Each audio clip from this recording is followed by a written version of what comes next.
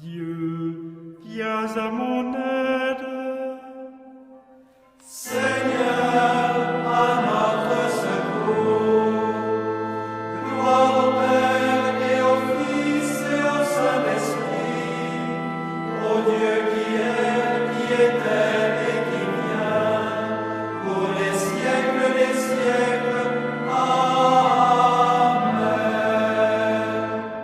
L'ange du Seigneur apporta l'annonce à Marie. Et elle conçut du Saint-Esprit. Voici la servante du Seigneur. Qu'il me soit fait selon votre parole. Et le Verbe s'est fait chair. Et il a habité parmi nous.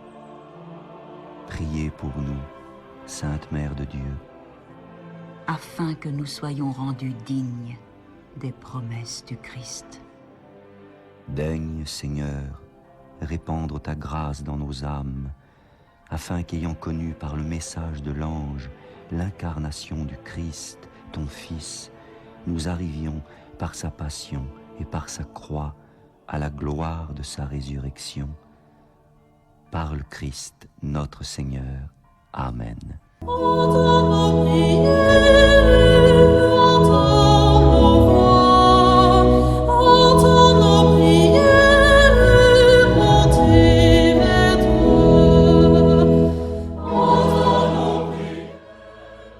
Seigneur, dans le silence de ce jour naissant, je viens te demander la paix, la sagesse, la force. Je veux regarder aujourd'hui le monde avec des yeux tout remplis d'amour, être patient, compréhensif, doux et sage, voir au-delà des apparences tes enfants, comme tu les vois toi-même, et ainsi ne voir que le bien en chacun. Ferme mes oreilles à toute calomnie. Garde ma langue de toute malveillance. Que seules les pensées qui bénissent demeurent en mon esprit. Que je sois si bienveillant et si joyeux, que tous ceux qui m'approchent sentent ta présence. Revêts-moi de ta beauté, Seigneur, pour qu'au long de ce jour, je te révèle. Amen.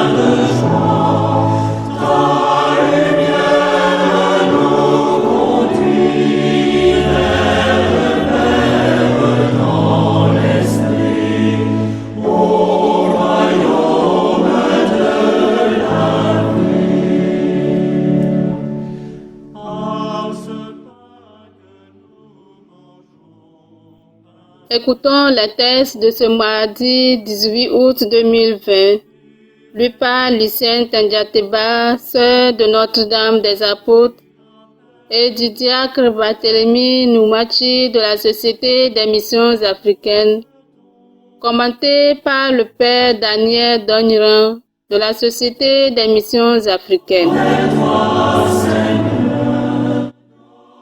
Lecture du livre du prophète Ézéchiel. Chapitre 28, versets 1 à 10. En ces jours-là, la parole du Seigneur me fut adressée. Fils d'homme, tu diras au prince de la ville de Tyr, ainsi parle le Seigneur Dieu. Ton cœur s'est exalté et tu as dit, je suis un Dieu, j'habite une résidence divine au cœur des mers. Pourtant, tu es un homme et non un Dieu. Toi qui prends tes pensées pour des pensées divines. Tu serais donc plus sage que Daniel. Il n'y aurait pas de secret trop profond pour toi. Par ta sagesse et ton intelligence, tu as fait fortune. Tu as accumulé l'or et l'argent dans tes trésors. Par ton génie du commerce, tu as multiplié ta fortune et à cause de cette fortune, ton cœur s'est exalté. C'est pourquoi ainsi parle le Seigneur Dieu. Parce que tu prends tes pensées pour des pensées divines, je fais venir contre toi des barbares, une nation redoutable. Ils tireront l'épée contre ta belle sagesse. Ils profaneront ta splendeur. Ils te feront descendre dans la fosse et tu mourras au cœur des mers, d'une mort violente. Oseras-tu dire encore devant tes meurtriers, je suis Dieu. Sous la main de ceux qui te transperceront, tu seras un homme et non un Dieu. Tu mourras de la mort des païens incirconcis par la main des barbares. Oui, moi j'ai parlé. Oracle du Seigneur. Parole du Seigneur. Nous rendons grâce à Dieu.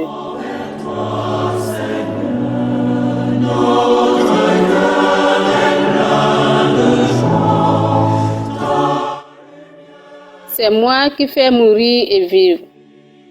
Le Seigneur dit, je les réduirai à menu paille. J'effacerai leurs souvenirs parmi les hommes. Mais il y a l'arrogance de l'ennemi. J'ai peur d'une méprise chez l'adversaire.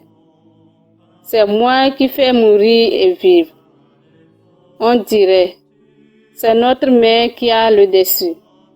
Non, le Seigneur n'y est pour rien. Cette nation a perdu le jugement. Ils sont incapables de comprendre. C'est moi qui fais mourir et vivre. Se peut-il que par un seul 1000 hommes soient poursuivis et que par 2, 10 000 soient mis en fuite, sans que leur rocher les ait vendus, que le Seigneur les ait livrés. C'est moi qui fais mourir et vivre. Oui, proche est le jour de leur ruine, éminent le sort qui les attend. Car le Seigneur fera justice à son peuple. Il prendra en pitié ses serviteurs. C'est moi qui fais mourir et vivre.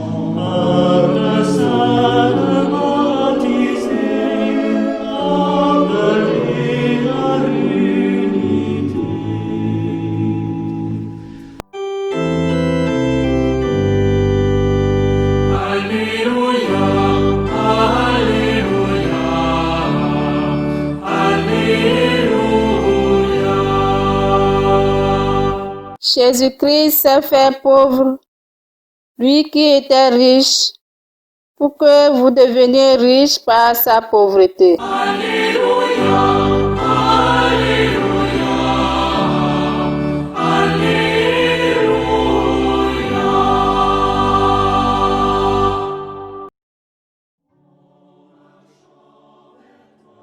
Le Seigneur soit avec vous. Évangile de Jésus-Christ selon saint Matthieu. Chapitre 19, versets 23 à 30. En ce temps-là, Jésus disait à ses disciples, « Amen, je vous le dis, un riche entrera difficilement dans le royaume des cieux. Je vous le répète, il est plus facile à un chameau de passer par un trou d'aiguille qu'à un riche d'entrer dans le royaume des cieux. » Entendant ces paroles, les disciples furent profondément déconcertés et ils disaient, « Qui donc peut être sauvé? » Jésus posa sur eux son regard et dit, « Pour les hommes, c'est impossible, mais pour Dieu, tout est possible. » Alors Pierre prit la parole et dit à Jésus, « Voici que nous avons tout quitté pour te suivre.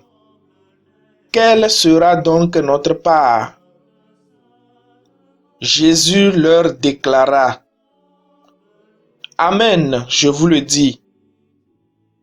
Lors du renouvellement du monde, lorsque le Fils de l'homme siégera sur son trône de gloire, vous qui m'avez suivi, vous siégerez vous aussi sur 12 trônes pour juger les 12 tribus d'Israël.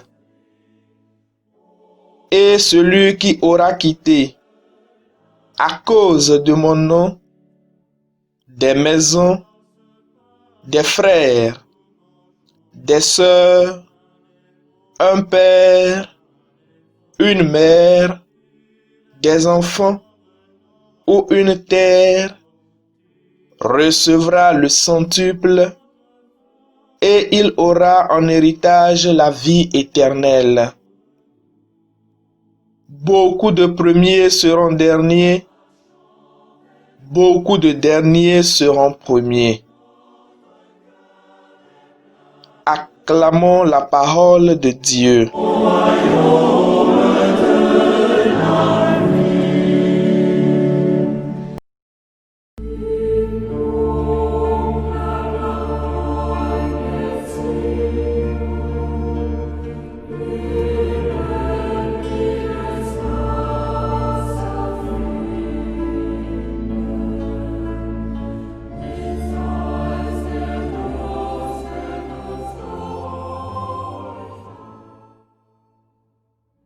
Je vous le répète, il est plus facile à un chameau de passer par un trou d'aiguille qu'à un riche d'entrer dans le royaume des cieux. Le pauvre en esprit n'est jamais plus heureux que lorsqu'il se trouve dans l'indigence. Celui dont le cœur ne désire rien est toujours à l'aise, dit Jean de la Croix. Entendant ces paroles, les disciples furent profondément déconcertés et ils disaient: Qui donc peut être sauvé? Jésus posa sur eux son regard et dit: Pour les hommes, c'est impossible, mais pour Dieu, tout est possible. Alors, Pierre prit la parole et dit à Jésus: Voici que nous avons tout quitté pour te suivre. Quelle sera donc notre part? Le royaume de Dieu n'est pas de ce monde. Les disciples restent avec les repères d'un royaume terrestre dans ce monde. Il ne nous est pas facile de faire cette conversion. Il nous faut considérer autrement ce qui nous arrive de difficile, ce qui nous arrache à nos biens et à nos habitudes. Ces pertes que la vie nous impose sont douloureuses. Elles nous apparaissent injustes, mais elles nous donnent de devenir avec bienveillance ce que nous sommes. Elles nous rendent capables d'aller vers le royaume.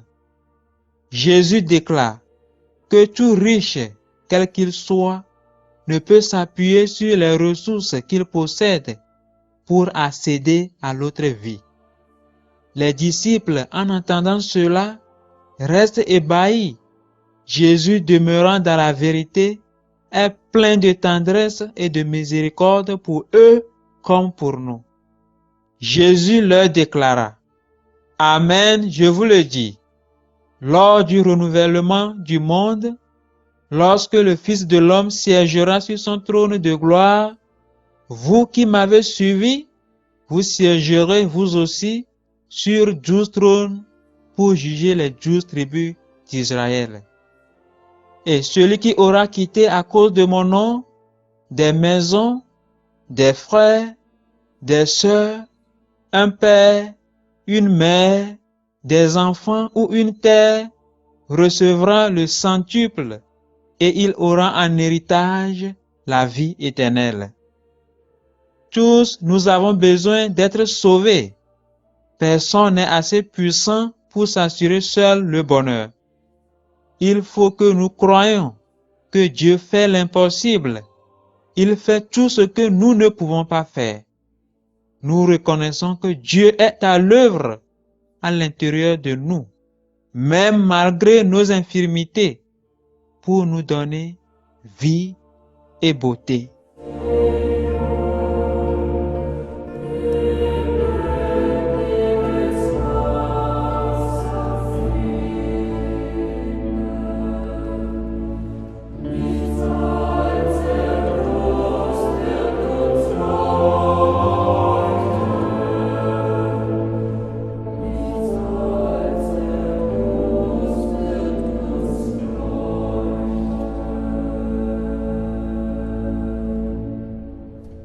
Le Seigneur soit avec vous. Et avec votre esprit. Que Dieu Tout-Puissant vous bénisse, le Père, le Fils et le Saint-Esprit.